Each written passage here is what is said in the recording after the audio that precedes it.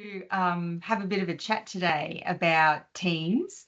And I mean, you've had a lot of experience with teams, not only in your working life, but also in your sporting life, including, playing rugby league for Australia. So you're playing sport at the elite level in an elite team. So I've got a few questions for you around teams. So in your view, what is the definition of a team? Well, thanks for having me firstly, Tanya. I guess Mm. I've come obviously from a sporting background in through playing rugby league and netball in my earlier days, and then obviously I really feel like now I get to work in the game at administration level and work within a quality team in this area as well.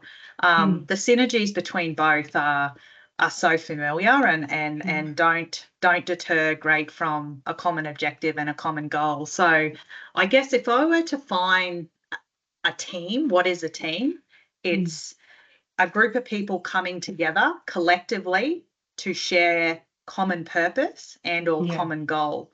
Um, yeah, and through doing that, through having clear communication, your shared goals, your shared objectives, whether for me it was on the field and or off the field in the Mm. administration role, working for the Queensland Rugby League, building that accountability above people within that group. Um, yeah, I guess that's how we can come together as a team and call ourselves a Mm. team to achieve those outcomes. Yeah, because I mean, sometimes we'll say that we're part of a team, but in reality, we might be just a group, and we don't have those things that you were talking about. Like the common purpose, the goals, the objectives, the clear communication. So you're probably starting to answer what my next question was going to be. Is what are those key ingredients that really make a great team? Yeah, so absolutely, we've got to have shared collective, shared purpose. Mm. And for me, in any capacity, there's got to be a will from all members to commit to that. So I would have to say that's my number one in a Mm. shared purpose and a shared goal, and the buying into that too, which is, again, sometimes hard and difficult at times, depending on where people are on their journey and within their role. Secondly, got to be clear communication, accountability, which in my experience leads to a greater trust within a team. Mm. Which then that's when you start to see, hopefully, some really good outcomes and some really good goals achieved, I guess. Yeah.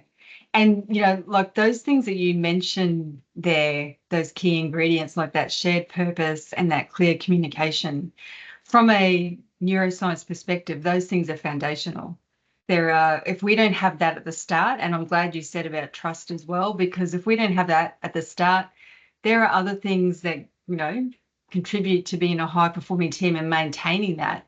If we don't have those things right at the beginning, it makes it very difficult to achieve those goals and ask people to play their part in it, because we've all got those individual aspects that we have to contribute to be able to reach those goals. I So absolutely agree. And sorry to cut you off, if I can yeah, yeah. just add one more thing, which I've always found to be such a powerful motivator, and that's that little bit of pressure.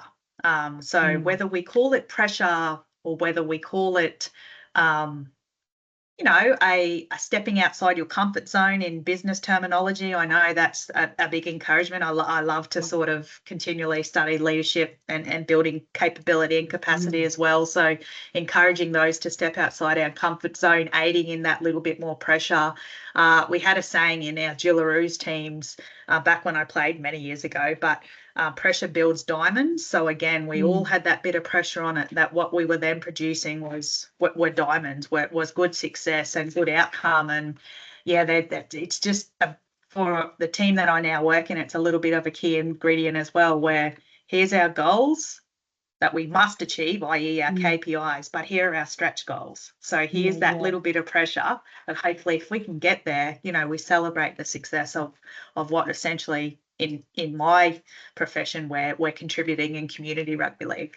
Yeah, because but that's a key though. And, I can remember a very long time ago, a large global organization I was working in, stretch targets were just the norm for everybody, which you don't always see in some businesses.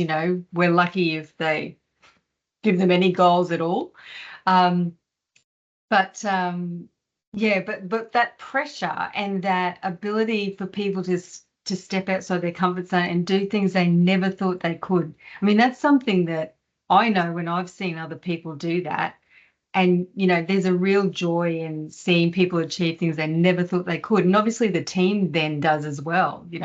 It's really satisfying doesn't give it justice. That's not the best word for it. But I think I like the diamonds analogy though. Yeah, no, you're so right. And also, it's okay to not get there as well, Yeah. being in and we talk a lot about psychological safety in workplaces now. So ensuring that that team that we're within is psychologically safe to be okay if they don't actually, we don't get there, we don't achieve that stretch goal. Right. But hey, we've given it a hell of a go, and we're going to go again, or we're going to change the goalpost, shift the goalpost a little bit to hopefully get closer to that stretch goal. So, and being okay with that as well. People don't like change, and people get very comfortable very easily. And rugby league and big organisations in general, we've continually got to look to evolve and innovate. And if we're not aiming towards those stretch goals, we're going to quickly see a downward spiral of our sport. And I never shy away from saying rugby league is the greatest game of all. So we have to continue to keep up with those trends. That's right. You do. You have to keep adapting and evolving. And if I go back to what you said though about if we don't achieve what we set out to, we might have just been that far away from it, but there's always learnings in that anyway. I mean, that's the benefit of not always achieving what we've set out for. Another question for you. I mean, we've talked about the positive side of that, of teams and what goes into creating those, special high-performing teams. When have you seen a team go bad, and what made that happen? And if you were a part of it, how did that impact you? Yeah. Look, I think I would certainly be not truthful if I say I haven't experienced this. I think at some time or another, each individual has experienced this without their profession. I guess if I can reflect on a point of time in my life when, I saw perhaps a good team go bad, and I would probably use that analogy, or a great team, and then we started to sort of really falter. I think it really had an absence of communication and transparency, first and foremost, which led to lack of trust, which then, I guess, really contributed to people then making assumptions around expectations and, the assumptions of there's information withheld, there's assumptions that this organisation's going in this direction. That breakdown led to misunderstandings, which again doesn't lead to team harmony, which again, that trust is a big one, and ultimately we lost that trust and amongst the team and its members. And how did it make me feel at the time? I think in the position I was at the time, it actually started to make me question myself. I guess you get that you start to question your own capabilities and competencies within your role as and then it starts to you become I guess a little bit more not as transparent yourself, I guess, because again, you're probably following the same mold, and it was a not so nice time in particular when I had been a part of, and I've spoken to you before, I'd been part of such a high performing and a very transparent team where, we didn't shy away from having those tough conversations and to again, aiding in with always the outcome of we just want to be better. So if we know that we've all got common purpose, common goal at the top, we know that it's okay to have these disagreements and disalignment at times because we know we're all wired to ultimately achieve that. So I think, it was, you start to question whether you do have that common purpose and common goal when that starts to happen. Yeah. So sorry, I think I might have gone off track there a little bit, but I hope No, no, I no. hope I summed it up. Yeah, yeah, you have. And I mean, it even makes me reflect on times myself when I've been part of high performing teams, and then when, there are changes, certain things happen, and also when we don't get to, I mean, like you talked about how you were questioning your own capability and your role there. And I can empathize with that because I was put in a similar position where um, the things that I was working on were all taken away from me. And it wasn't that I wasn't performing, it was because of someone else's ideas about how things should be done and who should be doing them. And so then, there's all this uncertainty then that creeps in. And I mean, and as social beings, we all want to contribute and play our part. And when all that sort of stuff gets taken away, yeah, obviously things erode. But I think that's what we spoke about the other day too, with these high performing teams when we're a part of them. It's so special. There's that, and this even as well on the sporting field as well, that camaraderie. There's something you can't even explain sometimes about how you feel for the other people that you're working and playing with. Um, so it's a really special thing. And when you lose it, you really do miss that. Oh, yes, you're so right. And yeah, and I guess when you're walking into those environments where you know you've got such a common goal, shared purpose, team around you, it doesn't matter what you can pick that up and drop it into wherever place you are because you know you're sort of there for each other. You want to succeed and you want to Mm. put your best foot forward, not only for yourself, your organization, but also you're a representation of you're an extension of your own family as well. Yeah. I guess, Tanya, if I had a question for you in the times, like how did you bounce back around the, the self-doubt? Like how Mm. did you sort of bounce back from that time? Because if I was asked that question, it was probably a really difficult sort of time for me to manage through that around that Yeah. self-doubt and capabilities. And I'd Mm. be interested to know how you sort of navigated through that. Well, that situation probably wasn't ideal to talk about because I ended up leaving the organization, and there was a lot more to it than I'm probably, like, let's just say there was probably a bit of bullying and discrimination going on as well. So that just made up my mind. And this was a place I loved working, but it wasn't the same anymore. Yeah, And actions weren't taken to stop what was happening. People were aware of it, but did nothing.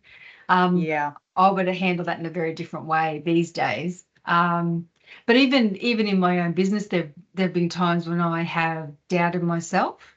Um, but I think part of what I've done is surround myself with people who know me and I know and I trust, and and I can talk to them about where I'm at, and they've supported me to get myself back up again to focus on what I'm here for, and where I add value. So those other things were, if they didn't happen, maybe I wouldn't have learnt from the experience. You always gain something from it, um, and you grow from it. And I think we keep growing until we take our last breath, really. Yeah, look, that's such a thank you. It's great to get insight from yourself, and you're right. Even the bad experiences that you Mm. go through, you take something away from, don't you? Yeah. I even Yeah. relate it to bad coaches I've had many years ago. You Mm. take something away from that, in I don't want to Yeah. be like that, or I'm not going to treat my teammates like that, and so on. So yeah, I totally get it. Spot on, because the leader sets the tone. Yes, They yes. set the tone. Yeah. Okay. Well, on that note, I'll end it there. And thank you so much for joining me to talk about teams and your experience with them, Renae. I appreciate it very much. Thank you so much, Tanya. Thanks for having me. Thank you.